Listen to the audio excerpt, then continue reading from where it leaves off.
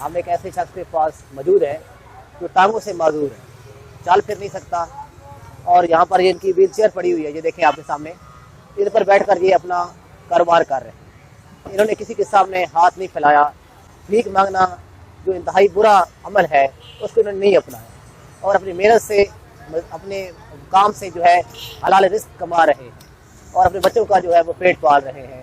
باقی حال حوال انہی سے پوچھتے ہیں. السلام علیکم بھائی. اچھا جی بتائیں آپ اپنا کہ کب سے آپ کے ساتھ یہ مسئلہ ہوا ٹانگوں والا؟ بہت ہی یہ کب سے آپ کے ساتھ مسئلہ ہوا ٹانگوں والا؟ یہ ہے کوئی 5-6 سال ہو گئے, زیادہ ہو گئے. ٹھیک ہے, اس سے پہلے آپ کیا کرتے تھے؟ پہلے یہ اپنے سادے کے پاس وہ نیچے کا پاس کا کام کرتا تھا بیٹھ کے, ٹھیک کھڑا ہے تو ہے نہیں جاتا. ٹھیک ہے. تو اس کے بعد پھر آلو چنے لگانے شروع کر دی, بچوں کی گولیاں تھا بھی, تو اب سردی آ گئی, یہ کام کرتا. تو جی ویسے آپ کے ذہن میں کیسے آیا کہ بجائے بھیک مانگنے کے جو ہے وہ رزق حلال کمایا جائے؟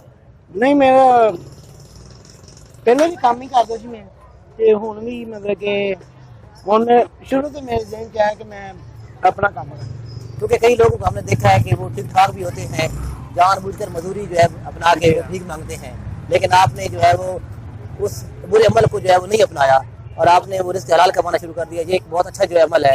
یہ آپ کے ذہن میں آیا کیسے کہ یہ میں کام کروں اور اپنے بچوں کا جو ہے پیٹ پالوں؟ دیکھیے شروع سے میرا شوق تھا کہ میں کسی سے بھیک نہ مانگوں, اپنا کام کر کے بچوں کا پیٹ نہ لوں. اچھا جی آپ نے جو ہے یہ آپ کو سامان کون لا کر دیتا ہے یہ سارا؟ یہ میرا بیٹا ہے, یہ بیٹا میرا, یہ لاکھ میں یہ دیتا ہے.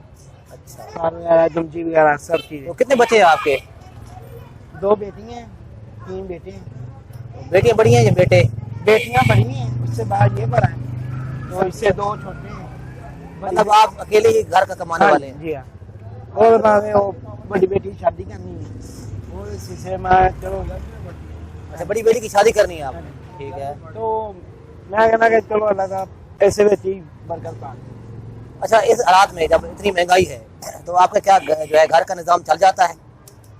جی ہاں, کچھ چلتا ہے کچھ نہیں چلتا, کبھی زیادہ ہوتا ہے کبھی کم ہوتا ہے, بس ایسے ہی چل چل کے گزارا ہوتا ہے. اچھا اس کے علاوہ جو ہے وہ کیا کرتے ہیں آپ, مطلب آپ کے سامان کے لیے آپ کا بیٹا ادھر سے بازار سے سامان لے کے آتا ہے؟ جی ہاں. تو کتنے پیسے بچ جاتے ہیں آپ کے ایک دن میں ویسے روٹین ورک سے؟ 2 کلو پالا ہوتا ہے, آدھا کلو دھمچی ہوتی ہے. ٹھیک ہے, تو روپیہ کوئی 400-500 مل جاتا ہے. مطلب 500 کی گاڑی آپ لگا لیتے ہیں؟ جی ہاں, کبھی یہ بھی نہیں لگتی, کم لگتی ہے. تو آپ کے جو ادھر لوگ رہتے ہیں یہ کیا آپ کے ساتھ سپورٹ کرتے ہیں آپ کے اس کام میں؟ ہاں میرے ساتھ وہ کرتے ہیں سب لوگ, یہ میرے ہمسائے ہیں سب سامنے والے. ٹھیک ہے, یہ ان کے پاس میں بیٹھا ہوں. ٹھیک ہے. آپ سے کرایہ وغیرہ نہیں لیتے؟ نہیں, ٹھیک ہے. مجھے انہوں نے اپنے پاس بٹھایا ہے. تو یہ شخص جن کے پاس ہم بیٹھے ہیں جی ہاں, یہ ٹانگوں سے معذور اور چل پھر نہیں سکتا, لیکن یہ رزق حلال کما رہا ہے. اقبال صاحب کا ایک شعر ہے, میرا طریق امیری نہیں غریبی ہے, خود ہی نہ بیچ فقیری میں نام پیدا کر. اور یہ فلسفہ اور یہ جو شعر ہے اقبال کا ان پر فٹ ہوتا ہے.